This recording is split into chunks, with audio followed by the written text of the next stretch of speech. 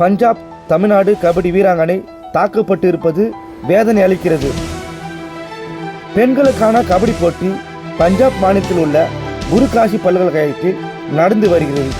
இந்த போட்டியில் பங்கேற்பதற்காக தமிழகத்தில் இருந்து 4 பல்கலைக்கழகங்கள் சேர்ந்த வீராங்கனை இந்த தொடரில் பங்கேற்று விளையாடி வருகின்றனர். இன்று நடந்த காலிறுதிப் போட்டியில் தமிழகத்தின் அன்னை தெரசா பல்கலைக்கழகத்துக்கும் பீகார் மாநிலம் தர்பங்கா பல்கலைக்கழகத்துக்கும் இடையே நடைபெற்றது. இந்த போட்டியின் போது எதிரணி வீராங்கனை பவுல் செய்ததாக கூறப்படுகிறது. இதனால் தமிழக வீராங்கனை நடுவரிடம் முறையிட்டனர். ஆனால் நடுவர் தமிழக வீராங்கனை பயிற்சியாளரை தாக்கியதாக கூறப்படுகிறது. இதனால் அங்கே கைகலப்பு ஏற்பட்டு பயிற்சியாளரை காவல் நிலையத்துக்கு விசாரணைக்கு அழைத்து சென்றதாக தகவல் வெளியாகிறது. தமிழக அரசு நடவடிக்கை மேற்கொள்ளுமா? ஏபி பிரகாஷ் சேனலுக்காக மணிவர்மா.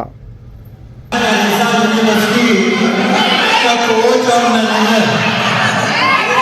टेरेसा